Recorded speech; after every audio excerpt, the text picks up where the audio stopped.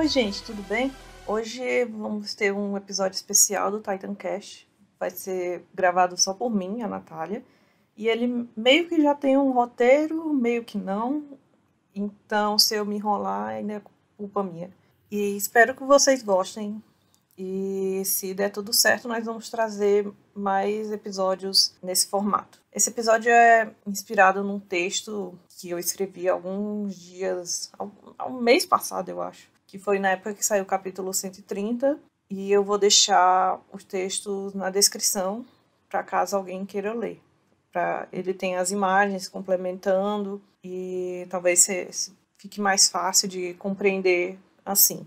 O Eren não tinha outra opção. Era fazer isso ou assistir seus amigos serem mortos. Por que ele deveria se importar com gente que não se importa com Eldianos?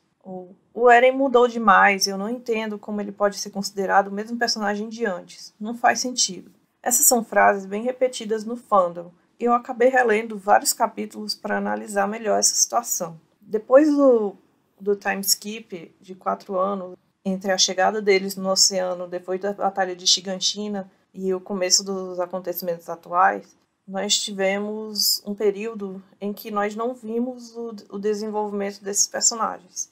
A decisão do Isayama foi tirar o foco da ilha e dos personagens que nós já conhecíamos bem e a partir daí mostrar o foco nos outros personagens no outro lado desse conflito, dando mais atenção aos guerreiros. Desde naquela época em que ele começou a fazer isso, teve muita gente que estranhou essa decisão. Eu mesma fui uma das que disse que nunca ia me importar com aqueles guerreiros e eu não sei, com aquelas novas crianças, e eu não sei por que o Isayama estava fazendo isso, mas que hoje dá pra gente entender que dessa forma serviu para mostrar com mais imparcialidade os dois lados do conflito. Afinal, querendo ou não, nós temos a história do pessoal de Parades, nós acompanhamos a história deles desde o começo da obra e nós vemos todos os sofrimentos pelo qual eles passaram. Se nós continuássemos vendo tudo e o resto do mundo através da visão deles, ainda seria só pensando na perspectiva deles. Não seria um retrato fiel do que seria o outro lado. Foi uma decisão bem arriscada e que desagradou muita gente, mas que ela serviu muito bem para equilibrar um pouco os dois lados do conflito. Se é que dá para ser equilibrado, já que, mesmo assim, nós passamos poucos capítulos com o pessoal de Marley, se comparar com os 90 capítulos que tivemos focados só com o drama de Parades. Uma das consequências disso é que o desenvolvimento desses personagens ficou meio que misterioso. Tipo, nós passamos boa parte do arco de Marley nos perguntando como será que o pessoal de Parades, como será que estava o clima em Parades depois de todas aquelas revelações bombásticas depois da batalha, depois do fim de Shiganshina. E essa é uma coisa que muita gente se perguntava. E quando finalmente chegou a revelar o que aconteceu, ao invés de mostrar tudo num flashback contínuo, nós também só recebemos pedaços de informações que eram importantes para o que estavam vivenciando no momento. Por exemplo, ao invés de parar um tempo e contar um flashback só tudo o que aconteceu na ilha, nós temos um flashback do Armin, para depois ter um flashback da Mikasa, e aos poucos ir montando o quebra-cabeça. O flashback do ponto de vista do Eren só chegou nos capítulos 130 a 131, mais recentemente, na época que eu estou gravando. E com ele nós vamos encaixando com os outros pedaços que já tínhamos dos outros personagens, meio que encaixando um quebra-cabeça, como já tínhamos feito com outras questões da obra na primeira metade. A diferença é que agora é que seriam as motivações do personagem. Visto isso, aqui nesse podcast, eu vou pegar algum desses flashbacks que os personagens tiveram e tentar encaixar na ordem cronológica para ficar mais claro, até porque nem todo mundo fica relendo toda a obra ou se lembra de tudo o que aconteceu. Nos flashbacks mais antigos desse intervalo de 3 anos, desde a chegada da Helena e das tropas malenianas em Parades, o Eren claramente não parece compartilhar do mesmo ânimo que o restante da tropa. No dia em que eles conseguiram interceptar os navios marlenianos, em que chegou a Helena, enquanto Armin, Mikasa e Range e o restante do grupo parecem felizes pela possibilidade de conhecer mais pessoas ou de terem resolvido a situação sem precisar lutar, o Eren já vê isso por outro lado, falando que eles apenas tiveram sorte de que aqueles navios não vieram preparados para uma guerra. Nesse flashback, nós já podemos ver uma diferença de pensamentos. Enquanto o Armin, Range e os outros estão felizes pelo novo potencial de descoberta, o Eren já só está focado em como eles estão em desvantagem e de como a defesa da ilha é fraca. No flashback seguinte, nós temos os 3 amigos conversando algum tempo depois da chegada dos marlenianos. E Armin e Mikasa falam de como é uma pena que o mundo os veja como monstros, mas que deve ter alguma forma de mudar esta visão. O Eren, por outro lado, fala que o mundo não está errado por os ver assim.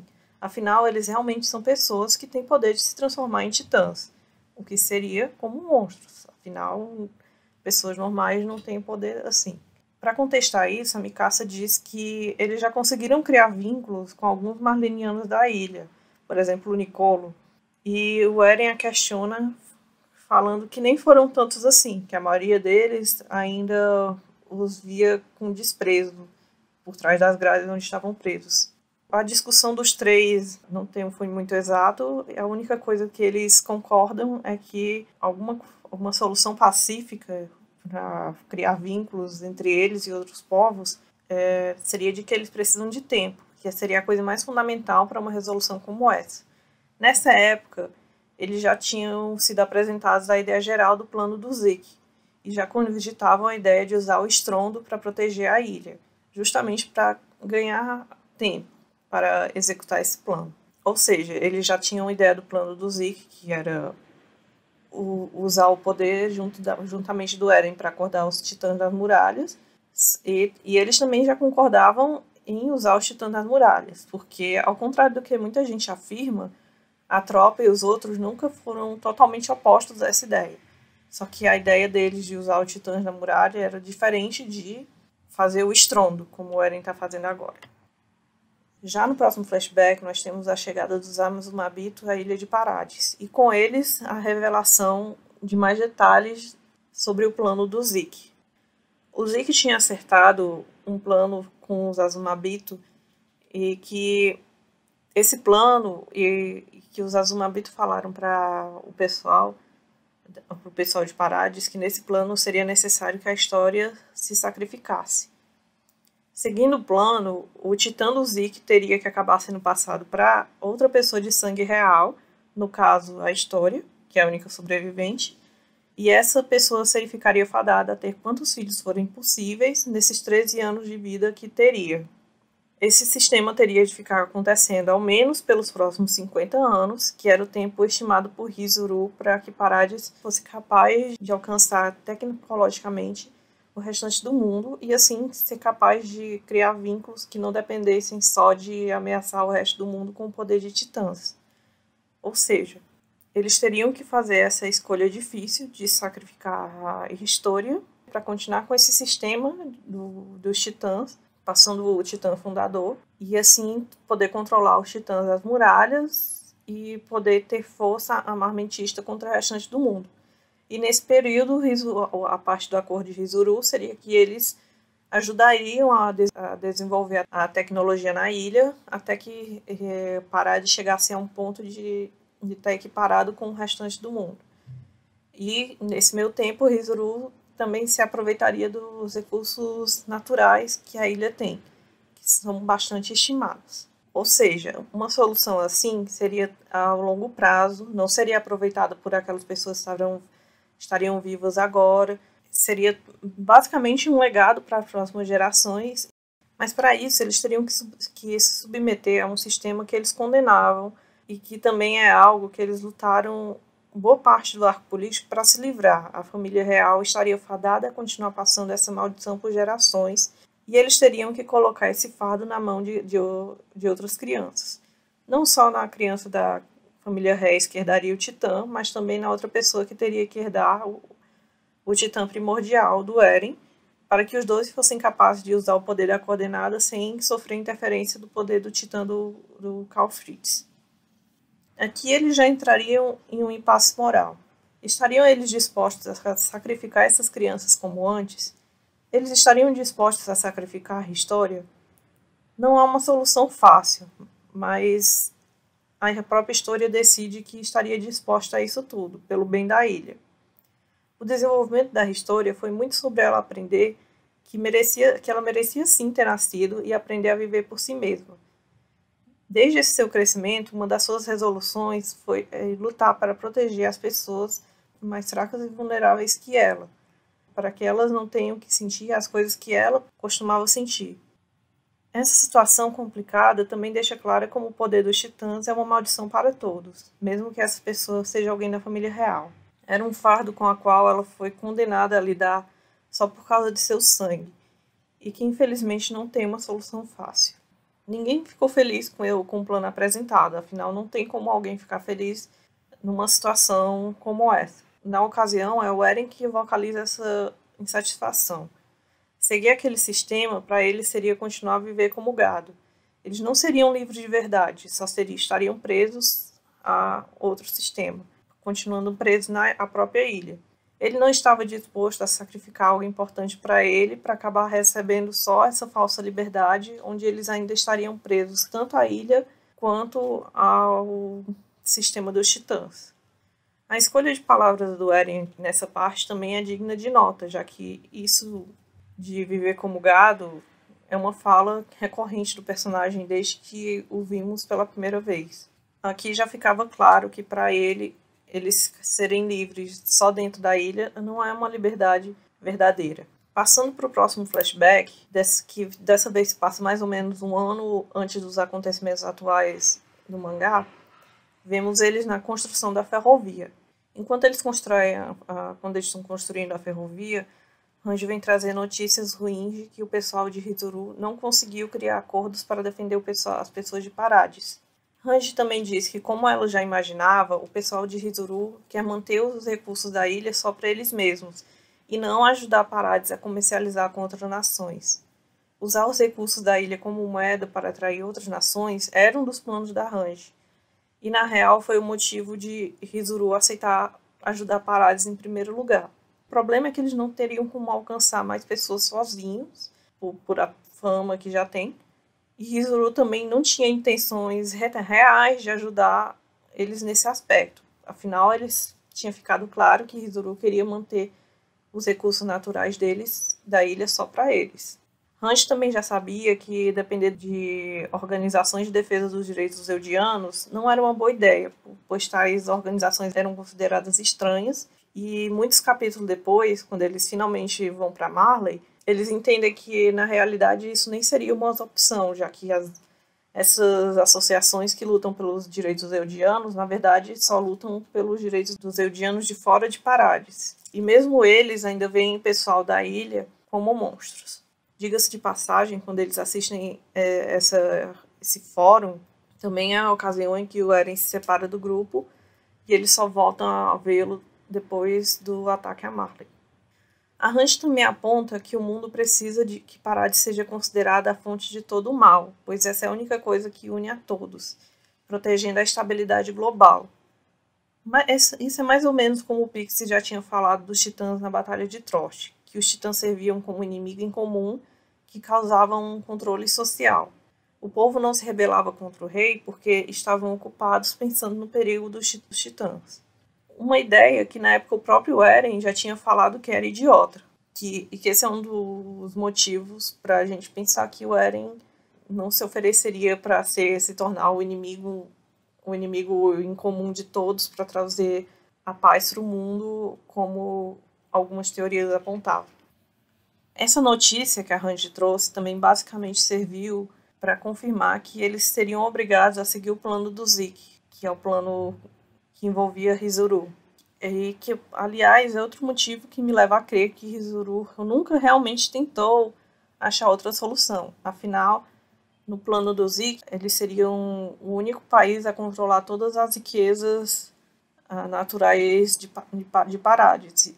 Parades seriam reféns à vontade de Hizuru, e Hizuru iria comercializar com outras nações. Então é bem mais interessante para Hizuru que eles tenham o controle disso do que parar de ter autonomia para negociar com outros povos. Por isso faz sentido que eles nunca realmente tentaram achar outra solução de trazer paz para a ilha. Mas enfim, seguindo esse plano falso do Zeke, que é o plano com Hizuru, eles também ficou certo de que eles também teriam que sacrificar a história. Nessa cena, nós temos uma fala do Armin de como o restante do mundo já decidiu por eles que eles são monstros fadados a repetir os mesmos erros de seus antepassados, que seriam usar a coordenada e o poder dos titãs para garantir a sua sobrevivência. E isso nos dá uma ideia de como é uma situação revoltante e de como eles estão presos nessa encruzilhada. Mas a Mikasa também acrescenta uma coisa sobre isso. Eles têm essa ideia de nós porque eles não nos conhecem. E ela realmente está certa. Porque quando o Karl Fritz foi para a ilha levando a maioria dos eldianos junto, ele omitiu toda a situação real das condições de vida do povo eldiano, além de impedir que eles entrassem em contato com o restante do mundo. Com isso, a única impressão marcante que o restante do mundo tem dos eldianos é justamente essa memória de quando eles estavam no poder e mataram tanta gente e quando eles cometeram tantas atrocidades. Não é realista a gente esperar que eles saíssem da ilha e tentassem fazer amizade com a próxima nação e que isso tudo seria resolvido magicamente. Afinal, essas memórias do Império são muito fortes e a lembrança delas é bem constante porque o Império ainda tem consequências atuais lá. Eles precisariam de uma chance para se conhecer e ver como eles eram de verdade para vencer essa barreira do preconceito. O problema, como o Armin já tinha dito, é que eles já tinham decidido antes de conhecê-los. Aí temos uma cena com o Hanji, onde chega a realização de que essa é a melhor forma de eles resolverem tudo. Eles não podem contar com os Azumabito, nem com Hizuru, porque eles sabem que não é de interesse de Hizuru os ajudar daquela forma como eles pretendem em limpar essa imagem. E o restante do mundo não vai mudar a imagem que ele tem deles só por meio dessa negociação com Hizuru. Eles precisam conhecer que o restante do mundo os conheça. Continuando a cena, eles comentam sobre criar uma base em Marley e partir para o restante do mundo a partir daí. Experimentar novas realidades, novos povos e culturas, ensinar como é a realidade deles. Voltar ao objetivo básico mesmo da tropa, de explorar o mundo fora das muralhas. Claro que isso também teria que vir atrelado a proteger a ilha nesse meio tempo, mas seria uma melhor resolução se eles mesmos fizessem algo do que ficar dependendo dos outros. Ainda nesse flashback, nós temos uma cena em que o Eren fala para todos os seus amigos que eles são a coisa mais importante para ele e que ele deseja que todos vivam vidas longas e felizes. Eles têm essa conversa quando eles estavam discutindo quem ia herdar o Titã do Eren. E ele diz que não quer que nenhum deles herde, afinal ele quer que todos eles tenham vidas longas.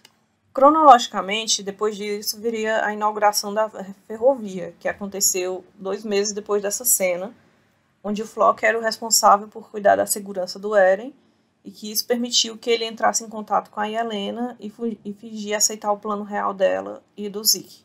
Afinal, mesmo tendo planejado tudo aquilo com Hizuru, o Zeke nunca realmente pretendeu seguir aquilo. Ele tinha um plano à parte que queria seguir, e que a Yelena revelou para o Eren, e que o Eren também fingiu seguir. Enquanto isso, o Eren armava o seu próprio plano com a ajuda do Floch. Um plano em que ele não precisaria sacrificar nenhum dos seus amigos, que eram tão importantes para ele, e que de quebra mataria todos aqueles animais que viviam fora da ilha. Porque sim, apesar de ter aprendido sobre a complexidade do mundo, o Eren ainda via seus inimigos dessa forma. E essa é uma parte que faz muita gente estranhar o personagem, afinal, ele só deveria estar fazendo isso para proteger seus amigos, já que era a única opção. Tudo o que vimos até agora pareciam soluções difíceis e incertas, até meio utópicas. Não tinham como garantir que nenhuma delas funcionasse. Portanto, ele só deveria estar escolhendo o caminho que seguiu porque não tinha outro jeito.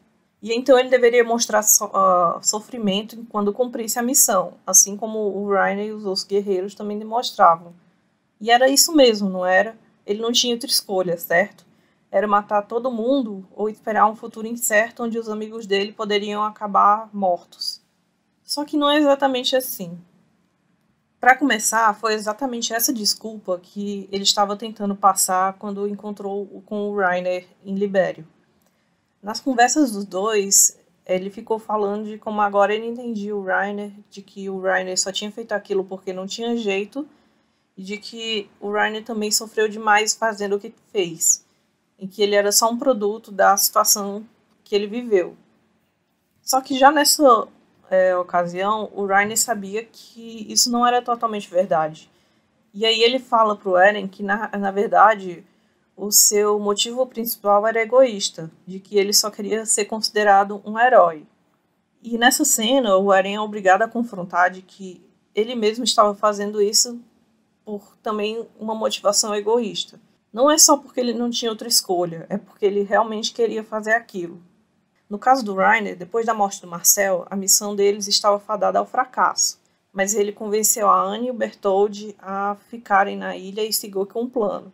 Por mais que agora a gente entenda os motivos do Reiner, ainda foi uma decisão com base em egoísta e que causou a morte de muita gente inocente pelas mãos dele. No fim da conversa, depois desse discurso do Reiner, o Eren chega à conclusão de que eles realmente são iguais, o que é uma fala que para nos fazer chegar à conclusão de que os motivos do Eren também não são lá tão nobres assim. E isso foi confirmado no capítulo 131. Neste capítulo, temos o Eren andando entre as pessoas da cidade marleniana, depois de ter se separado dos seus amigos no fórum, pensando que vai acabar matando toda aquela gente. E ele se sente mal pensando que vai fazer aquilo, ao mesmo tempo que pensa que provavelmente deve ser porque não tinha outra forma. O Eren ter recebido as memórias do seu futuro e saber que acabaria ativando o poder dos titãs colaborou para isso. Ele sabe que vai acabar matando toda aquela gente, mas pensa que deve ser porque ele não encontrou outro jeito de evitar aquilo no futuro. Ele até pensa que, caso ele não fizesse isso e acabasse conformando com a filosofia dos Rais ou com o plano do Zeke de acabar com o povo de Eldiano de uma forma ou de outra, ele conservaria muito mais vidas assim, porque, afinal, parar de ser uma população bem menor que o resto do mundo, e dessa forma também resolveria o poder dos titãs. Afinal, ninguém mais teria que ficar assolado pela maldição dos titãs, nem o pessoal de fora da ilha, nem os próprios eldianos. Mesmo pensando nisso, ele chega à conclusão de que não pode se conformar a isso. Ainda no 131, quando vemos ele conversando com um garotinho que vemos morrendo no período atual do 131, o próprio Eren admite de que ele não está fazendo isso só pela ilha. Também é por causa do motivo egoísta. No caso, esse motivo egoísta é de que ele ficou frustrado com o mundo que encontrou fora das muralhas, que não era o que ele esperava, então ele quer apagar tudo e começar de novo, como ele já tinha dito para a história no 130, que essa era a única forma de resolver o ciclo de ódio.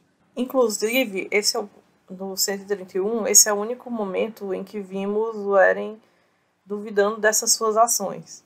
A partir daí, todos os outros momentos em que ele teve que realmente agir com elas, ele parece bem certo de seus objetivos e bastante determinado. Uma outra questão importante a ser levantada é que, por mais que o desejo de proteger os seus amigos seja real, esse plano do Eren não necessariamente vai conseguir isso. Afinal, mesmo com todos esses esforços, ainda assim acabou ocasionando na morte da Sasha.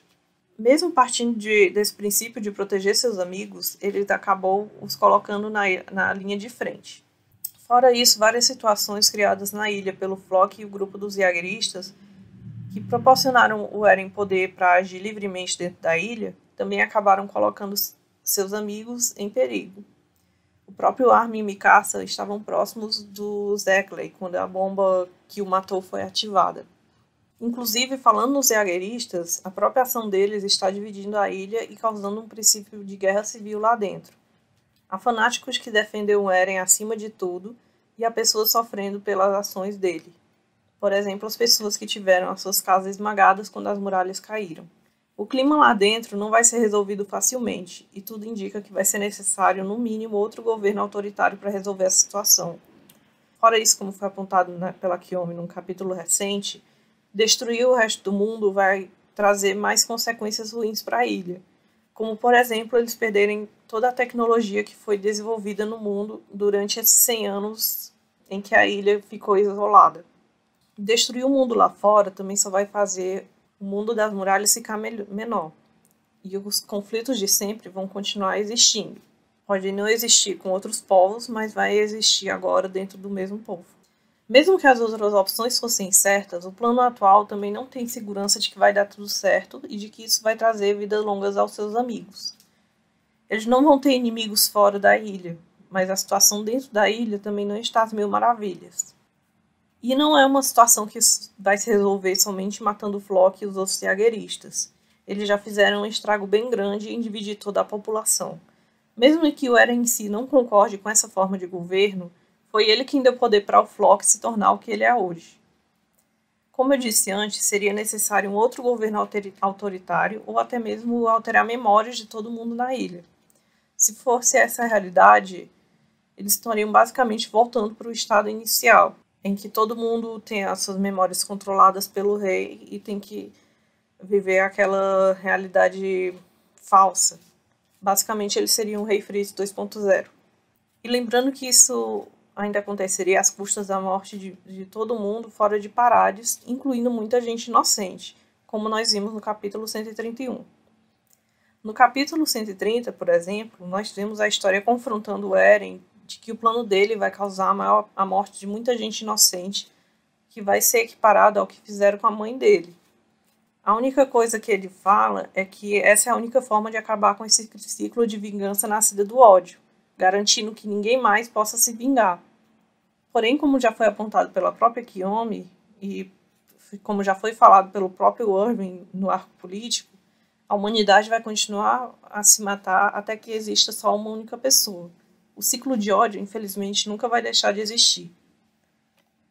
Aqui pode entrar o debate de se a violência faz ou não parte da natureza humana, e na própria obra de Shingeki é apresentado como se esse ciclo de violência não resolvesse tudo, porque sempre vai sair às custas do sofrimento de alguém.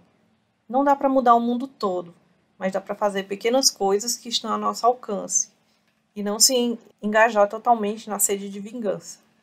Inclusive, aprender a reconhecer esses problemas e, dessa forma, tentar evitar repeti-los é um direito que Karl Fritz tirou do pessoal da ilha quando apagou as suas memórias. E essa resolução do Eren, da mesma forma, ao invés de tentar resolver esse conflito, vai tentar varrer a poeira para debaixo do tapete, assim como essa solução do Rei Fritz. Isso de aprender a evitar a violência só por vingança é desenvolvido bem pela família da Sasha e pelo arco da Gabi ou pela própria aliança. A violência pode se fazer necessária às vezes, mas até que ponto ela não causa mais estrago que benefícios? Não que eu esteja falando que a obra passe necessariamente uma mensagem pacifista, mas ela mostra a realidade das perdas de um conflito. E, aliás, mesmo com essas mensagens e reflexões, nós não podemos esperar que o Isayama dê uma solução para isso, que é uma expectativa meio irreal. Tipo, não há uma solução que vá garantir que o mundo todo vai ser feliz para sempre, ou que tudo vai ser resolvido. O final mais otimista para o mangá pode ser acabar com alguma promessa de alguma melhora, mas nada de eles conseguiram se acertar e deu tudo certo. Porque afinal assim é a vida, essas coisas não funcionam nem no nosso mundo. E eu sei que como leitores, muita gente espera esse tipo de fechamento das obras que acompanham, mas Shingeki nunca foi assim e não vejo como uma obra se tornaria assim justo agora no fim. Shingeki nunca foi tão idealista assim, ele sempre foi um pouco mais para a realidade de como é nosso mundo. As coisas nunca se resolveram facilmente. Soluções políticas e tudo mais são necessárias. E tentar fazer essas coisas utópicas, na verdade, na obra sempre foi acabar trazendo mais problemas para depois, para outras futuras gerações. E voltando à questão de que o Eren está fazendo isso pelos seus amigos, será que ele está mesmo? Claro que ele não quer que eles morram e que parte dessas ações até aqui partiu do seu desejo de protegê-los. Mas um ponto importante que tem que ser levantado é de que se os amigos deles aceitariam isso de que ele está fazendo e se seriam capazes de viver consigo mesmos depois disso. A resposta é não. Claro que nenhum deles quer morrer, mas nenhum deles também estava disposto a sacrificar tanta gente para garantir essa sobrevivência. Não é algo com o que eles consigam viver consigo mesmos, como vemos o arco do 104 logo depois de que o Eren começou o Strong. Isso é refletido principalmente pelo arco do Jean, que foi o que mais ficou receoso em tentar parar o Eren e realmente cogitou tentar ignorar tudo e fingir que nada estava acontecendo para garantir a sua vida tranquila. Ele foi quem mais demorou a perceber que ele também não conseguiria viver assim. Então, o Eren fala que isso é pelos seus amigos, mas na verdade ele não escuta o que os próprios amigos pensam sobre isso. A própria história diz para ele no capítulo 130 que não poderia viver com orgulho se não o impedisse. E ele só responde falando que apagaria as memórias dela caso se tornasse um peso muito grande para ela carregar. Ele prefere eles vivos e manipulados do que mortos seguindo seus princípios. Mas será que ele tem mesmo esse direito de escolher por eles? Logo ele, que fala tanto sobre liberdade e que preza tanto sobre a sua própria liberdade, para entender como ele é capaz de fazer isso, é preciso compreender toda a trajetória dele até aqui. No momento, não é que o Eren não entenda que existem pessoas lá fora e que não são tão vítimas quanto ele já foi, como podemos ver no capítulo 131. Mas ele também colocou na cabeça de que aquela é a única forma. Tanto que ele nunca realmente tenta encontrar outra solução, até porque ele já tinha visto o seu futuro e sabia que ia fazer isso. E além disso, também porque essa forma de resolver esse conflito também dá validação a um lado do Eren que pode ter passado despercebido para muita gente, mas que sempre esteve ali. É a vontade dele de ser alguém especial, a vontade de ser alguém que pode mudar seu próprio destino, de não ser só apenas uma vítima, de ter poder para ativamente fazer alguma coisa e mudar a sua realidade. Ao longo da obra, temos eles em vários momentos falando de como ele ainda é fraco e que não pode mudar nada, de como ele queria ser forte, como a Mikasa, como o Reiner, e dessa forma ser capaz de fazer alguma coisa. Inclusive, vemos ele até tendo uma crise na Caverna dos Réis e pedindo para a história o devorar, porque ele não é alguém especial, enquanto ela, por causa do seu sangue real, é. Inclusive, na cerimônia depois da Batalha de Shiganshina, logo antes dele encostar na mão da História, que é a cena onde mudou tudo, que causou a mudança de tudo, ele também estava pensando que ele faria de tudo, até sacrificar sua própria vida, se soubesse que teria poder para mudar alguma coisa. O desenvolvimento do Eren logo antes do arco político até o fim deste arco foi todo focado nisso, sendo o fim um monólogo dele falando de como ele era fraco e hipócrita e de que tinha que se acostumado com a ideia de que ele era alguém especial, tanto que chegou até o ponto de aceitar a morte de seus companheiros para protegê-lo, e tratava isso como algo inevitável, afinal, eles, soldados comuns, tinham que se sacrificar para proteger ele, que era um soldado especial. Ele até aceitou ter o corpo e poderes dos titãs que ele tanto odiava por pensar que esse era um poder só dele, e que esse poder o tornava especial. E é por causa desse tipo de pensamento que na Caverna dos Réis ele tem uma crise tão grande, porque lá ele descobriu que tudo que ele achava antes era uma mentira, que na verdade ele não era ninguém, já que aquele poder não era originalmente seu, mas de seu pai. Naquela cena ele deixou de ser alguém especial para ser apenas o filho de alguém especial. No final do arco político, ele tem esse pensamento de que tem que confiar mais em si mesmo e que tem que crescer e parar com essa linha de pensamento de que ele só teria valor sendo alguém especial. Então, o que o fez mudar essa parte do seu desenvolvimento para o que ele é atualmente? Então, nós temos o Eren que chegou a esse ponto da trama, que chegou a essa conclusão de que ele tinha que parar com aquelas ideias infantis e crescer. E muita gente estranha de como ele partiu para isso ao que ele é hoje em dia. E o que aconteceu foi justamente esse combo de receber as memórias do Grisha no diário e tocar a mão da História na cerimônia após a Batalha de Shiganshina.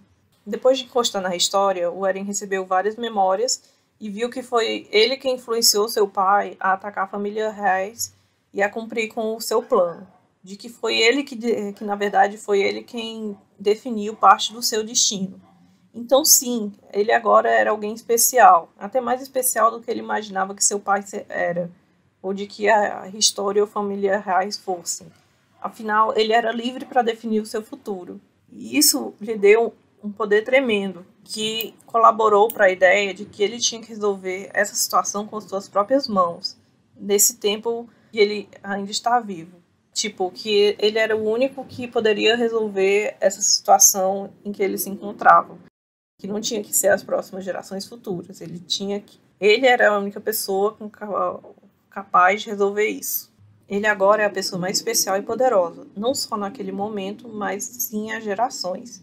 Ninguém pode pará-lo e ele tem que cumprir a sua missão. E ele vai ter o reconhecimento que ele tanto queria antes, de ser alguém especial, de se tornar o grande herói. Toda vez que o Eren avança um pouco no seu desenvolvimento, ele regressa logo depois e volta para próximo do seu estado inicial. E aqui até podemos dividir em duas linhas de motivação. Uma que tem esse lado de que ele quer ser o herói e quer ser capaz de mudar algo, e a outra que ele se sente traído pelo mundo que ele tanto sonhava não ser real. Vamos desenvolver um pouco as duas. Para conseguir cumprir essas ações, imagino que para proteger seus amigos faz ele também recorrer à forma de pensar que ele tinha antigamente, de desumanizar o outro lado. Eu imagino isso se desenvolvendo na linha de tudo bem matar esses soldados, eles são meus inimigos, e se eu não os matasse, eles matariam a mim ou as pessoas queridas a mim. Que eu vou ter que matar todo mundo, porque se eles ficarem vivos, isso vai dar brecha para se formar outro ciclo de vingança, e eu não posso deixar ninguém vivo para se vingar. Afinal, se eu, que sou a pessoa mais poderosa, não der um jeito neles, nesse tempo de vida que eu tenho, ninguém mais vai conseguir. Essa ideia de dividir tudo entre nós e os outros sempre tornou várias atrocidades possíveis, até na nossa própria realidade. Não é que ele não sofra pela morte das pessoas inocentes, mas é que ele chegou à conclusão de que aquilo, infelizmente, era inevitável. Por isso, não é à toa que lá no capítulo 50, o Reiner já viu o Eren como a pior pessoa possível para ter a coordenada. Porque a base desse pensamento do Eren sempre esteve presente. Inclusive, eu até diria que por mais que ele não esteja procurando se vingar do Reiner em específico, ele ainda quer se vingar. Pode ser que não exatamente de uma pessoa em específico, como um dos guerreiros, mas de todo aquele outro povo que tornou isso possível. A vingança é algo que ainda o move. Tanto é que quando ele e o Zeke estão passeando pelas memórias do seu pai, o Eren fala para o Zeke de que ele sempre foi assim, que se alguém tentar tomar a liberdade dele, ele não vai hesitar em tirar a da pessoa. E ele sabe que esses outros povos, nas condições em que o mundo existe agora, queriam fazer exatamente isso, ou seriam uma ameaça para isso. Então é mais uma razão para ele não hesitar. Vale lembrar também que quando vemos ele adulto influenciando o Grisha na Caverna dos Raios, o argumento que ele usa para convencer o Grisha não é de que que o Grisha tem que fazer aquilo para proteger as pessoas que ama, mas sim ele diz para o Grisha de que o Grisha tem que fazer aquilo para vingar todas as pessoas que ele perdeu, como a sua irmã.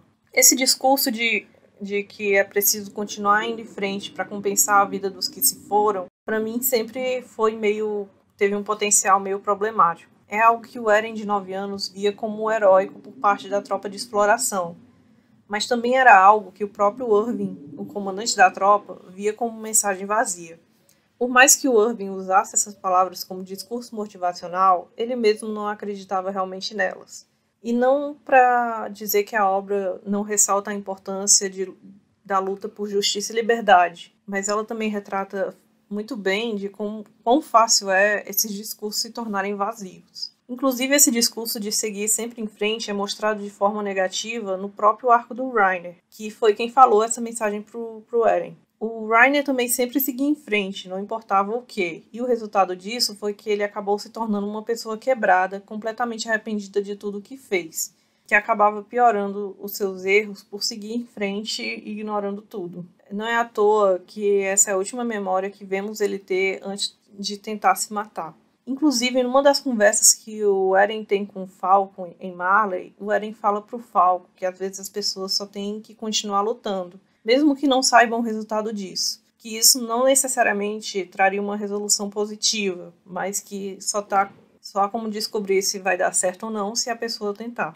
Eu sei que uma das nossas maiores expectativas como leitores é esperar de que o Eren represente o que é moralmente certo e que ele tenha as reações de que uma pessoa moralmente correta teria. Afinal, ele é o protagonista. Ele supostamente era para ser o mocinho, alguém em quem pudéssemos nos espelhar, alguém cujo sistema moral nós usássemos de base para julgar o restante daquele mundo. E quando ele não se torna isso, acaba causando uma sensação de estranheza entre nós. Inclusive, o Isayama, em mais de uma entrevista, já havia falado exatamente sobre isso, de que as pessoas se projetam no protagonista e assim acabam projetando seu sistema de valores morais neles também. Em outra entrevista, ele já chegou a comentar de que não é bom confiar demais em si mesmo, tal qual um protagonista de shonen, e que o melhor é você sempre questionar todas as suas ações. A seguir eu vou ler um texto de 2 entrevistas, vocês pensarem um pouco sobre isso também, se quiserem. Sem saber, uma pessoa pode acabar se tornando um agressor. Por um dia pensar que era uma vítima, pode se tornar um perpetrador. É bom sempre duvidar de si mesmo. Às vezes não é bom acreditar demais em si. Todos nós temos um lado dentro de nós que é uma pessoa cruel. Inclusive, é bem normal de que nessas histórias que parecem mais usar a fórmula de mocinhos versus vilões, a gente sempre acabe perdoando todas as coisas minimamente problemáticas que o lado do bem fez, já que, afinal, eles são os mocinhos e, portanto, tudo que eles fazem acaba justificado. Shingeki nunca foi exatamente uma batalha entre o bem e o mal, então é natural que as ações dos personagens sempre acabem sendo questionadas. Agora com o Eren, isso está acontecendo de uma forma bem mais direta, mas isso também já aconteceu com outros personagens durante o decorrer da obra, e foi uma questão muito bem trabalhada também durante o arco político. Por exemplo, quando vemos o Eren recebendo as memórias do seu pai, temos um trecho de que o Grisha fala claramente de que se ele soubesse que esse é o preço que ele tinha que pagar pela liberdade, ele nunca teria ido atrás de buscá-la dessa forma. Ao receber essa memória, o que a gente espera é que o Eren tivesse aprendido com os erros do seu pai, por ter visto ele ficado obcecado com isso, e passasse a questionar as suas próprias ações e métodos. Mas a realidade é que ele pode pensar que o seu pai teve um momento de fraqueza, porque o seu pai não era tão especial como o próprio Eren é hoje em dia. Afinal, seu pai não tinha tanto conhecimento nem tanto poder quanto o Eren tem hoje em dia. Ou pensar de que ele não mataria gente inocente porque ele disse que compreendeu que existe gente boa e ruim em todo lugar. E falar que agora entendi o Reiner por conta disso. Afinal, o Reiner também entendeu isso e mesmo assim seguiu com seu plano, igual como o Eren pretendia fazer. O que o Eren não entende é o quanto o Reiner sofre por conta disso. Ele só se relaciona com o fato de que o Reiner foi capaz de seguir em frente mesmo com esse conhecimento. E como leitores, alguns podem estranhar porque o Eren não acabou da mesma forma que o Reiner, acontecendo a mesma falha de comunicação que acontece entre o Reiner e o Eren durante aquela conversa. Eu, pessoalmente, prefiro bem mais que seja assim. O Eren já começou o seu plano de genocídio, e uma ideia tão horrível só pode ter uma motivação tão vazia assim. Não pode existir um bom motivo para ele matar tanta gente. Isso só seria validar essa ação. Não é só puramente ele tentando proteger seus amigos. É em grande parte porque ele mesmo quer. E isso não quer dizer que ele já nasceu uma pessoa ruim ou que ele já nasceu querendo cometer genocídio ou matar os outros. Para mim está bem ligado de que ele nasceu com essa necessidade de ser o herói e de não se conformar com uma vida tranquila e de sempre buscar por essa liberdade e não se conformar a ter uma vida simples como a sua mãe, a Mikasa ou até o Zeke queriam. Ou até a necessidade dele de desejar um mundo preto e branco, renegando a complexidade do mundo real que ele encontrou. A outra solução que foi apresentada por ele foi a do rei Karl Fritz, que na verdade tem uma linha muito parecida com a do Zeke, que envolvia sacrificar os Eldianos para salvar o restante da humanidade. E é algo que o Eren simplesmente não podia aceitar. Se ele teria que escolher entre as pessoas de fora ou o seu povo, ele escolheria pelo seu povo. Eles nasceram naquele mundo, portanto eles têm o direito de viver com liberdade nele. E é bom lembrar que essa foi uma das falas que o Eren recebeu pela coordenada, e pode novamente ter ficado preso nisso, entre escolher sacrificar o seu povo ou os outros, sem perceber que as duas ações são igualmente horríveis e igualmente condenáveis. Afinal, a solução para esses conflitos não deveria vir como fruto do extermínio de um outro povo. Também vale lembrar que o próprio Isayama sempre descreveu o Eren como alguém egoísta, focado no seu, e que era uma pessoa meio vazia, sem grandes sonhos próprios. Até mesmo o objetivo que ele e o Armin compartilhavam, que era ver o oceano, tinham bases diferentes. O Armin queria conhecer o oceano por causa da sua curiosidade pelo mundo lá fora. Já o Eren não se importava com o oceano em si, mas sim com a ideia de que existia algum lugar lá fora que ele não era livre para ir, e isso lhe trazia um sentimento de indignação e revolta. E isso também é algo que ficou bem nítido no capítulo 131. Nele, o Eren fala que quando descobriu a realidade do mundo que existia lá fora, ele ficou frustrado. Ele sonhava em derrotar os titãs, que eram os vilões, e assim receber seu prêmio, que era a liberdade de ver o mundo. E quando ele descobriu a complexidade real do mundo lá fora, ele se sentiu traído, porque aquelas pessoas que viviam fora das muralhas acabaram se tornando outra muralha entre ele e o seu sonho de liberdade. Por conta da existência dessas pessoas e da complexidade do mundo e da história de seus antepassados, ele ainda teria que ficar preso a viver naquela ilha. E isso era algo que ele não queria aceitar. E não, essa revolta não é só por conta da crueldade do mundo. Ele também foi capaz de entender que, apesar de todas as pessoas ruins lá fora, também existia gente inocente, vítimas que também só tentavam viver como podiam, e que fazer o que ele pretendia fazer também seria acabar com a vida delas. Ele não está só exterminando o mal do mundo, ele também estaria exterminando as coisas boas e gente inocente. Por isso ele fala para si mesmo de que ele é pior do que o Reiner, e fica frustrado porque não pode mais ser associado à justiça, justamente por esse ato dele não ser de heroísmo. Ele não consegue lidar com a complexidade do mundo, por isso o mundo lá fora tem que ser destruído. Enquanto ele mata todas aquelas pessoas, ele finalmente está tornando o seu sonho infantil possível. E o Isayama deixa isso bem claro quando ele coloca o Eren criança sobrevoando a fumaça causada pelos titãs matando gente inocente, e comemorando que finalmente alcançou o seu sonho, que essa era a liberdade com a qual ele tanto sonhava, que ninguém mais poderia impedi-lo de fazer algo. Foi por isso que ele também tentou entrar em contato com Armin pelos caminhos e mostrar que, olha só, eu alcancei o nosso sonho. Afinal, ele também é incapaz de entender o próprio amigo, assim como Armin e a Mikasa tinham dificuldade para enxergar o verdadeiro Eren.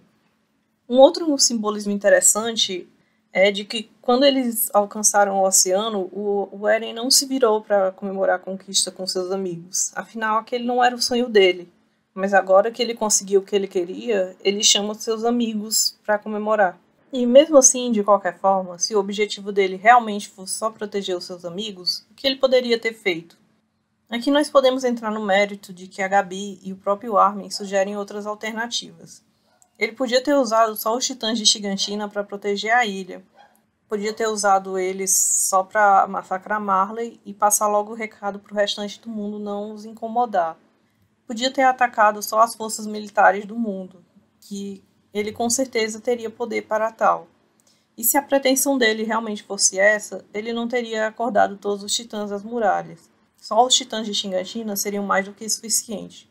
Todo o poderio militar do mundo não foi capaz de derrubar um único titã colossal no capítulo 130. Imagina eles lutando contra centenas de titãs de Shiganshina. Aliás, usar só os de Shiganshina teria causado menos estrago para a própria ilha, já que a cidade de Shiganshina havia sido esvaziada e não tinha ninguém morando lá. Enquanto que, quando ele acordou os titãs das outras muralhas, acabou matando várias pessoas que moravam perto dessas muralhas no processo. Por falar no povo eldiano, ele podia também ao menos ter avisado os eldianos com um pouco de antecedência do que ia fazer. Afinal, se ele supostamente queria salvar o pessoal da ilha, ele podia ter evitado essas mortes das pessoas que morreram esmagadas por escombros das muralhas. Outra opção é que eles poderiam ter seguido realmente o plano falso proposto pelo Zeke e acordado com o pessoal de Hizuru e os militares de Parades. A decisão de sacrificar a Historia seria um destino horrível e com certeza deixaria um gosto muito amargo para todos, tanto para os personagens quanto para nós leitores. Mas às vezes, infelizmente, sacrifícios são necessários e o mundo é completamente injusto. Mas, de novo, todo esse arco dela deixa bem evidente o quanto o poder dos Titãs é ruim. De qualquer forma, eles podiam até mesmo tentar todas essas opções no futuro acabar usando o achatamento, por nada ter adiantado. Mas que ao menos eles realmente tivessem tentado alguma dessas alternativas antes. Que eles tivessem tentado o plano que usava a Historia por um tempo. Tentado qualquer coisa, mesmo que deixassem o achatamento como uma opção secundária. Da forma como aconteceu, eles não puderam tentar nada, porque o Eren já tinha decidido tudo isso sozinho, justamente porque ele não estava só tentando proteger o povo dele, mas sim porque ele tinha esse motivo egoísta de que parte dele queria realmente fazer isso. Quanto à resolução do que vai acontecer agora no cenário atual, eu realmente não creio que vai haver uma solução fácil. No momento, uma solução pacífica não existe mais. Se o mundo já tinha preconceito pelos Eldianos por conta do que o antigo Império fez no passado, agora eles foram lembrados de tudo que os Eldianos são capazes de fazer. E, aliás, vale nos perguntar, mesmo que haja tantos Eldianos bons, como será que realmente dá para confiar que não vai vir outra pessoa fraca e fazer algo do tipo de novo? Como eles conseguiriam impedir que um Eldiano usasse os poderes do rei para cometer tantas atrocidades? Mesmo que eles consigam parar o Eren agora, Marley já está destruída e Paradis já estará condenada. Com certeza, as outras populações globais vão fazer de tudo para acabar com a ilha de uma vez por todas e garantir que isso não vai acontecer de novo. Vai ser outra parte no ciclo de ódio. Aliás, Ranj e Magat já tinham consciência disso. Tanto que a Aliança sabe que eles não vão poder salvar nem Paradis nem Marley. E é por isso que no capítulo 130, Ranj fala que a missão deles é lutar pelas pessoas que eles nem conhecem, mesmo que eles mesmos não tenham a oportunidade de colher os louros disso. Seria apenas um ato de nobreza, de que eles saberem que fizeram o possível e fizeram tudo que estava no seu alcance até o fim. Eu não acho realista esperar que o fim vá nos dar um conflito resolvido, uma quebra no ciclo de ódio, porque, como eu já falei antes, não é assim que o mundo funciona e não é essa a proposta de Shingeki desde o seu começo. E você tem o direito de não gostar de algo assim e querer algo mais definido, mas não é algo que o Isayama nos prometeu, nem deu elementos que nos levassem a pensar tal. Lembrando que todas as entrevistas do Isayama desde o começo, ele sempre disse que o final seria algo que faria os fãs sofrerem, mesmo que ele tenha desconversado essa ideia algumas vezes. Então é basicamente isso. Eu não espero uma solução mágica que vá resolver todo o conflito. Não importa que o poder dos titãs deixe de existir neste momento, o estrago já está feito. Eu não acho que vai ter um futuro mágico em que o Eren viu em que tudo dá certo. E caso tenha um plot twist deste, eu particularmente vou achar uma coisa vazia. Afinal, isso seria jogar toda essa construção do mangá fora. E particularmente também acredito que um arco de redenção ao Eren seria o Isayama sendo um covarde. Aliás, falando em redenção, eu não quero dizer que o Eren não vai se arrepender do que fez. Eu acho que isso é bem possível, especialmente se as ações dele causarem a morte de um dos amigos dele. Mas também não acho que vai dar tempo de fazer um arco de redenção minimamente bom. Eu também não vejo um final feliz em que o Eren acabe vivo. E eu acho que se o Eren acabar o mangá vivo, isso vai ser à custa da morte de muita gente. Para mim, o Eren é um personagem muito bom, muito complexo e muito bem trabalhado. E a jornada dele, de herói para vilão, o torna um personagem bem mais único do que a maioria dos protagonistas de Shonen. Que no geral podem fazer o que quiser, que tudo acaba sendo justificado e tudo funciona a seu favor. O mangá de Shingeki nunca foi assim e eu espero que não vai ser agora. Eu aguardo para ver o que vai acontecer quando seus amigos tiverem que enfrentar de frente esse lado do Eren. E esse foi o programa especial. Vocês podem ver que eu não estou nem um pouco acostumada com isso. Perdão por estar travada, mas espero que vocês gostem. Eu prometo tentar fazer melhor das próximas vezes. E caso você queira acompanhar mais do TitanCast, nós temos um canal no YouTube e os podcasts também estão no Spotify, ou vocês podem entrar no nosso Twitter ou Discord para debater conosco. Até a próxima, gente. Tchau!